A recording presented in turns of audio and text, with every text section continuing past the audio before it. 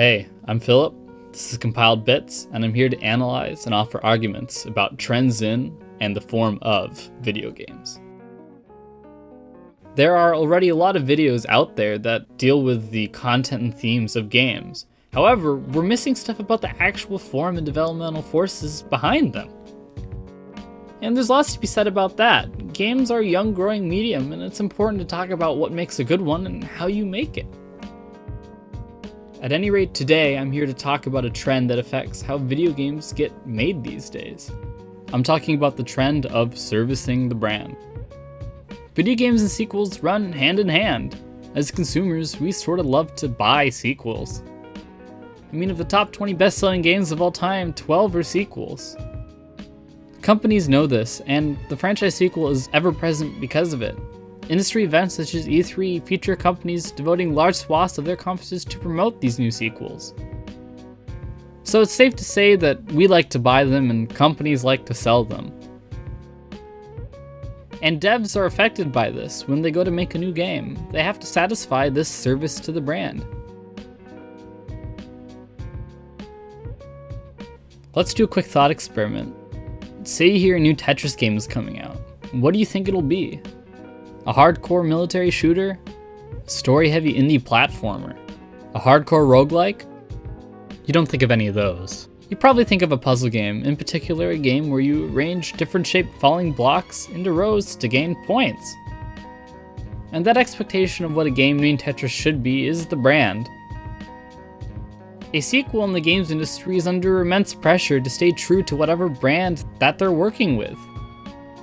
For example, a Mario Kart game is expected to be a kart racer that features your favorite Nintendo characters. A Halo game needs to have a heroic story about a one-man army fighting against a massive threat that could potentially destroy humanity and the galaxy. A Dark Souls game needs to be a difficult exploratory adventure that is slowly mastered by those playing it. So what is service to the brand? Well, service to the brand is when a game fulfills the expectations players have of a brand, for better or for worse. Making games that service the brand can be a real challenge.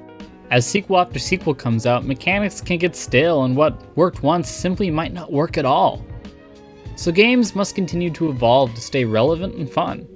A really good example of a franchise that has managed to continue to evolve and stay fun is the Mario franchise. Since 1981, Mario's been growing, changing forms, formats, dimension, and genre. And through all this time, the devs at Nintendo have managed to keep Mario fresh, cohesive, and recognizable. So why does any of this matter? Well, the Mario franchise proves that just because developers have a brand to live up to doesn't mean sequels have to be devoid of all forms of innovation. The people at Nintendo have realized that they can take what makes Mario Mario and change it. The brand isn't a hindrance, but instead a base upon which they build. And unsurprisingly, this has worked really, really well. The Mario franchise is the greatest selling game franchise of all time. As consumers, this way of dealing with service to the brand is great for us too. It incentivizes developers to keep making good, innovative games with our favorite characters, mechanics, and gameplay. The Mario franchise is an example where service to the brand gets it right. But what about when it gets it wrong?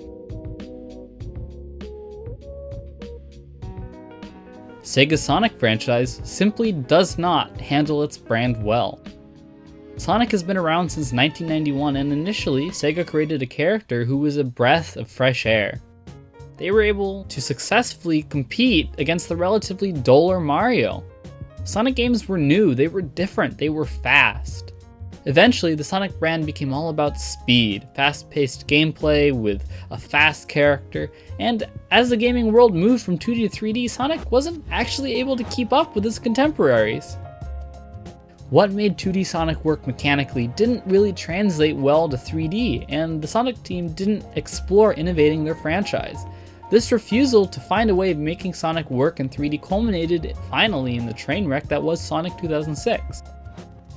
Sonic dealt with this phenomenon poorly, and were worse off because of it. Developers lost out because they made bad games that didn't sell as well as they could have. Consumers lost out because they didn't get to play good games. Sonic's fall should be seen as a warning. Sequels will suffer if they don't build off previous games in new ways.